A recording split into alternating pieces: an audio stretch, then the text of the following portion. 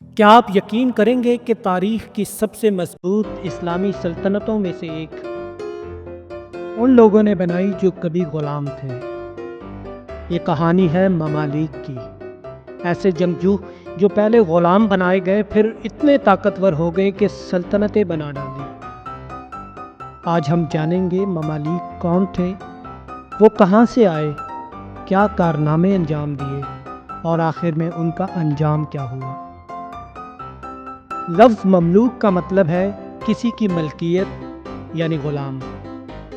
اسلامی دنیا میں یہ رواج تھا کہ کم عمر بچوں کو دوسرے ملکوں سے لایا جاتا، انہیں اسلامی تعلیم، قرآن، عربی زبان اور جنگی تربیت دی جاتی۔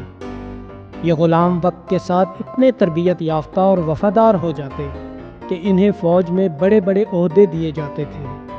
انہی لوگوں کو ممالک کہا جاتا تھا۔ ممالک کا اصل عروج مصر میں ہوا۔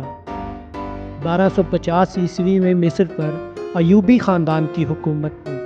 جب سلطان الصالح ایوب کا انتقال ہوا تو اس کے بعد ممالک نے اقتدار پر قبضہ کر لیا۔ سلطان بیبرس۔ پہلے چند سالوں میں کچھ لڑائیاں ہوئیں لیکن جلد ہی ایک نام سامنے آیا۔ یہ وہ مملوک جرنیل تھا جس نے سلطنت کو مضبوط کیا اور اسے ایک طاقتور اسلامی ریاست میں بدل دیا۔ ممالک کا سب سے بڑا کارنامہ تھا منگولوں کو شکست دینا۔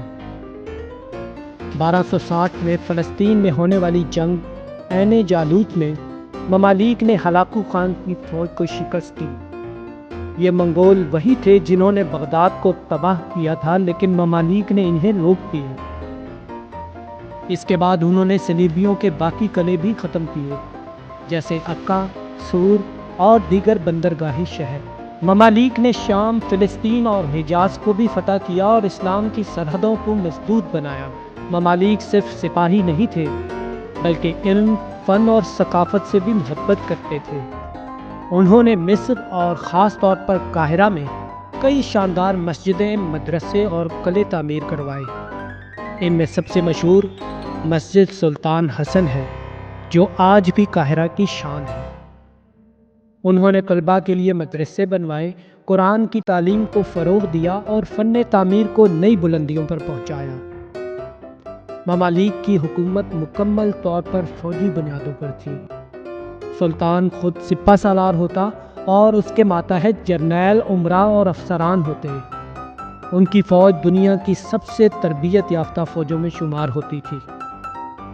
گھڑ سواری، تلوار بازی اور منجنیق جیسے ہتھیار استعمال کرنا ان کے خاص ہنر تھے۔ ممالک کی سلطنت مضبوط تو تھی مگر وقت کے ساتھ ساتھ اندرونی لڑائیاں، طاقت کا لالچ اور کرپشن نے اسے کمزور کر دیا۔ 1517 میں عثمانی سلطان سلیم اول نے ممالک کو شکست دی اور مصر کو عثمانی سلطنت کا حصہ بنا لیا۔ یوں ایک طویل اور شاندار دور کا اختتام ہوا۔ ممالک تو ختم ہو گئے لیکن ان کا ورثہ آج بھی زندہ ہے۔ قاہرہ میں ان کی تعمیر کردہ مسجدیں، مدرسے اور قلعے آج بھی موجود ہیں۔ ان کی بہادری، دوستی اور کردار ایک مثال ہیں کہ غلامی انسان کی اصل پہچان نہیں ہوتی۔ اصل پہچان ہوتی ہے اس کی محنت، عزم اور وفاداری۔ ممالک ہمیں سکھاتے ہیں کہ انسان چاہے کتنے بھی نیچے سے کیوں نہ شروع کرے، اگر اس کے اندر جذبہ، علم اور حوصلہ ہو تو وہ تاریخ بدل سکتا ہے۔ آج جب ہم ان کی کہانی سنتے ہیں تو ہمیں یہ یاد رکھنا چاہیے کہ سلطنتیں تلوار سے نہیں، کردار سے بنتی ہیں۔